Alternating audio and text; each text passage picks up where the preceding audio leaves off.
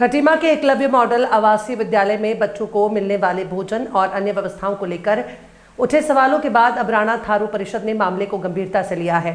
मंगलवार को खटीमा विकास भवन में परिषद की महत्वपूर्ण बैठक आयोजित हुई, जिसमें विद्यालय की व्यवस्थाओं की निगरानी के लिए 5 सदस्यीय समिति गठित करने का निर्णय लिया गया।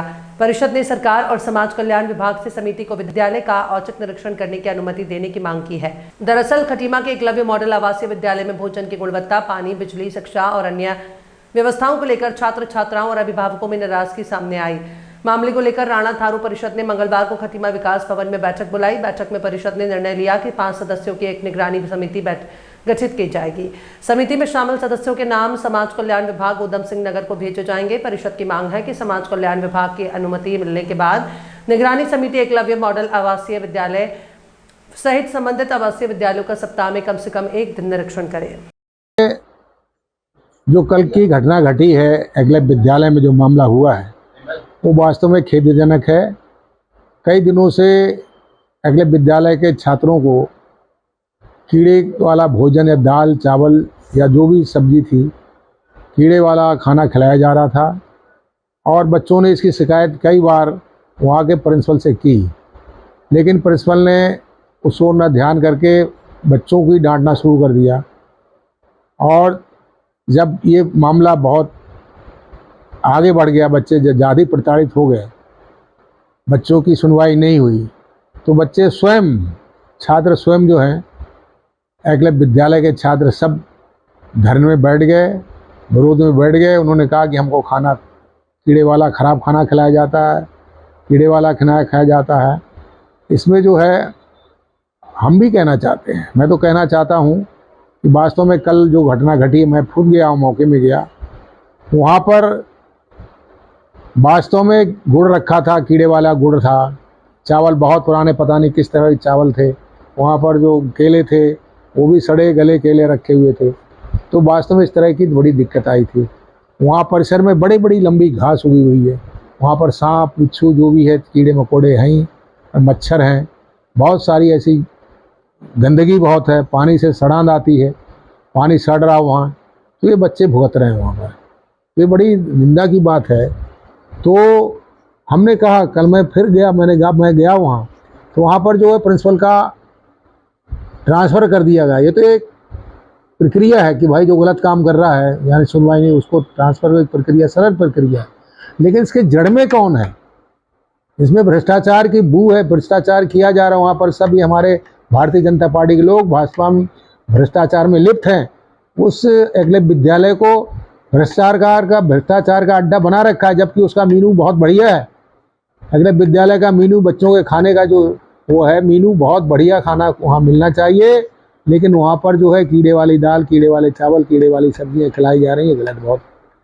हमने कहा कल, मैंने कहा एक बहुत बड़ा हमारे जो वहाँ के एक कार्यकर्ता थे, वो कह रहे थे देखिए मुख्यमंत्री जी ने प्रिंसिपल का बहुत बड़ा, ऐसा लग रहा था कि बहुत बड़ा पहाड़ तोड़ के आए, बहुत बड़ा किला फतेह कर दिया, कि प्रिंसिपल का ट्रांसफ़र कर दिया। ये तो प्रक्रिया भाई, सरकार तुम्हारी है, तुम्हें तो 1 मिनट लगेगा ट्रांसफ़र करने में, कितनी देर लगेगी? मुख्यमंत्री तुम्हारा, अतारी तुम्हारे, सब तुम्हारे, तो बहुत बड़ा मतलब मुख्यमंत्री, हमने एक प्रिंसिपल का ट्रांसफ़र कर दिया तो बहुत बड़ा, लेकिन आप व्यवस्था सुधारिए।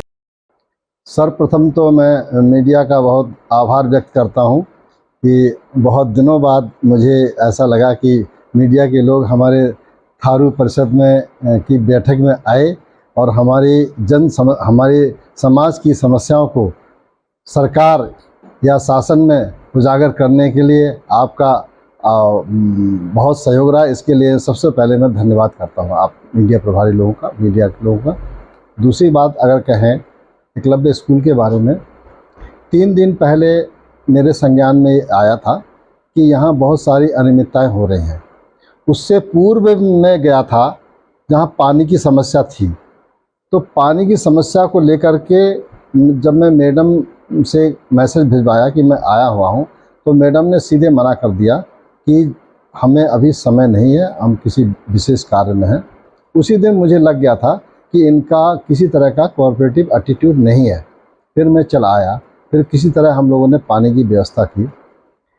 कल परसों जब मेरे संज्ञान में आया तो उसका ये था कि पेरेंट टीचर मीटिंग थी कल, तो उस पर जो निष्कर्ष निकल के आएगा वो राणा थारू परिषद जा कर के उसका निराकरण करेगा। उससे पहले ये था, परंतु सिचुएशन इतनी खराब हो गई वहाँ पर, इतनी खराब हो गई थी, बच्चों का आक्रोश, बच्चे अपना आक्रोश रोक नहीं पाए, अपने पेरेंट के सामने चीखने चिल्लाने लगे, क्योंकि परसों रात को कई बच्चे भूखे सोए हैं। और जब पेरेंट टीचर मीटिंग में गए तो उन्होंने अपने अभिभावकों से कहा कि हम सो नहीं पाए हैं और हम खाना कल से हम भूखे ले, इतना खराब खाना बना था। जैसे कि मैं इस वक्त थारू परिषद की विधिक सलाहकार की हैसियत से बात कर रही हूँ मीडिया बंधु से। यहाँ पर एक तो जो भी दोषी हैं, चाहे वो भोजन को लेके बात की जाए, तो जिस तरह से इन्होंने गुणवत्ता विहीन भोजन दिया हमारे बच्चों को, सड़ा गला, उससे हमारे बच्चों के स्वास्थ्य पर बहुत बुरा असर पड़ सकता है। फूड पॉइजनिंग जैसी समस्याएं अक्सर बच्चों को होती रहती हैं। तो इसके लिए जो संबंधित ठेकेदार है उसके खिलाफ कार्रवाई की जाएगी थारू परिषद के द्वारा, और उनका टेंडर निरस्त किया जाएगा। और जो भी इसके लिए दोषी हैं तो हम कोशिश करेंगे विद्यालय से कि वो एक जांच करके इनके खिलाफ एक FIR जैसी कार्रवाई करें। और दूसरा, अधिकतर लापरवाही प्रिंसिपल की रही तो उसमें माननीय CM साहब ने त्वरित कार्रवाई करते हुए उसको रुद्रपुर में अटैच कर दिया, यहाँ से स्थानांतरित करते हुए। और इसके लिए हम लोग बहुत बहुत आभारी हैं CM साहब के। तो बाकी हमारी जो थारू परिषद है उसने एक 5 सदस्यीय कमेटी बनाई है, जिसको शासन प्रशासन संबंधित निदेशालय को वो सूची उपलब्ध कराएंगे, जिससे कि समय समय पर हमारी ये समिति निरीक्षण कर सके। अटैच करने का मतलब ये होता है कि जो भी जिसको भी अटैच किया जाता है उसको ये हिदायत दी जाती है कि आप जिस जिम्मेदारी के लिए गए हैं आपको पुनः ये जिम्मेदारी मिलेगी, तो जो अनियमितता आपने अभी करी है पुनरावृत्ति नहीं करेंगे, फिर वो चाहे आप किसी भी संस्थान में क्यों ना जाएं। मैं उदाहरण दूंगी, पूर्व में हमारे ITI के अधीक्षक हुआ करते थे वीरेंद्र सिंह जी, तो उनको भी देहरादून अटैच किया गया था जब ITI में अनियमितताएं इस प्रकार की हुई थी।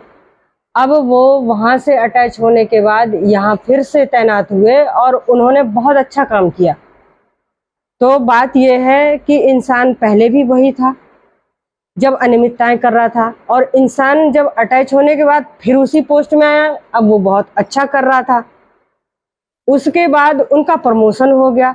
तो इंसान वही होता है, बस बदलाव की आवश्यकता होती है। जिसकी सोच अच्छी होती है वो कहीं पर भी जाएगा, बहुत अच्छा काम करेगा। हमारे ATS में हमारे RD जोशी जी हैं, वो जहाँ भी जाते हैं बहुत अच्छा माहौल कर देते हैं। शैक्षिक माहौल हो, फिर वो भोजन व्यवस्था हो या बच्चों के अन्य विकास हो, जैसे सर्वांगीण विकास की बात करें तो उनको मुंशियारी ट्रांसफ़र कर दिया गया था। वहाँ पर 12 बच्चों से उन्होंने 50 बच्चे कर दिए। उन्होंने इस तरह का शैक्षिक माहौल बनाया। ठीक इसी तरह से खटीमा में अब वो हैं, पहले भी खटीमा से गए थे, बहुत अच्छा माहौल कर दिया था। तो बात यह है कि जो भी इन संस्थानों से जुड़े हुए हैं, यहाँ से ट्रांसफ़र होगा हमारे किसी अन्य संस्थान में जाएगा, बात इनके सोच की है। इच्छा शक्ति अच्छा करने की होगी तो ये कहीं भी जाएंगे, अच्छा करेंगे। और अगर इच्छा शक्ति नहीं है तो कितने भी इन्हें संसाधन दे दो, ये वहाँ पर कचरा ही कर देंगे। तो मेरा कहना ये है कि इन्हें जहाँ भी अटैच किया गया है उसको ऐसी ट्रेनिंग दी जाए कि दूसरे अन्य संस्थान में जब उसका ट्रांसफ़र हो वो वहाँ पर बहुत अच्छा करे। मेरा नाम एडवोकेट पूनम राणा है, मैं थारू परिषद की विधिक सलाहकार हूँ। मानवर, मैं तो इसमें ये कहूँगा कि जो हमारे एकलव्य विद्यालय में जो गतिविधियाँ चल रही हैं, जिस तरह से आपने कहा कि खाने में कीड़े और वो, वास्तव में हम जनजाति को जन क्या समझती है सरकार, चाहे कोई सी भी सरकार हो, कि उनके जो मातहत हैं कर्मचारी, जो प्रशासनिक अधिकारी हैं, वो इस तरह का खाना खिला रहे हैं जिसको कहते हैं जानवर तक नहीं खाता, वो हमारे बच्चों को खिला रहे हैं। बड़े दुख की बात है। आज इससे संबंध में हमने मीटिंग ली है थारू परिषद में। अब ये निर्णय किया है कि एक कमेटी बनाई जाएगी जिसमें हमारे 5 सदस्य होंगे, 5 या 7। वो निगरानी कमेटी होगी जो उसको व्यवस्था को देखेगी। नहीं, उनका जो उसको तो खैर ट्रांसफ़र कर दिया। ट्रांसफ़र तो एक नॉर्मली बात है कि वो हुआ, चलो ट्रांसफ़र कर दिया। जो सप्लायर है, जो राशन सप्लाई करता है या सप्लाई जो ठेकेदार है खाना बनाने वाला, वो मतलब उसको भी सज़ा मिलनी चाहिए और उसका तुरंत निरस्त कर दिया जाए। उसका जो टेंडर है वो निरस्त कर दिया जाए। और मैं तो ये भी कहूँगा कि किसी हमारे थारू भाई को या राणा थारू यूथ को दे दे, वो अपना चलाए और अपने बच्चों को जिस तरह से खिलाएगा वो अपने हिसाब से खिलाएगा और ऐसी कोई कमी नहीं आएगी, मुझे उम्मीद है। अरे क्या वो मामला दबा दिया गया ऐसे दबा दिया जाता है? वैसे तो एक चीज़ है, एक दूसरे को दोषारोपण कर देते हैं। हमारे बीच के कुछ कमी तो ये रही कि हमारे बीच के लोग भी मतलब उसमें इन्वॉल्व थे और उन्होंने हमारे लोगों को बदनाम करके कि उनको टेंडर नहीं मिला तो इसलिए उन्होंने बदनाम करा। नहीं तो और वास्तव में उसने जो छेड़खानी करी वो गलत तरीका है। ऐसे आदमी को नहीं भेजना चाहिए। जबकि महिला टेलर आती, लड़कियों के लिए महिला होती और जेंट्स के लिए बच्चों, जो लड़कों के लिए जेंट्स होते। तो ये जो हुआ गलत हुआ और उसको जो भी अब उसमें इंक्वायरी में मेरे संज्ञान में तो नहीं है क्या हुआ, और जो भी अगर उसमें दोषी पाए उसे सज़ा मिलनी चाहिए थी।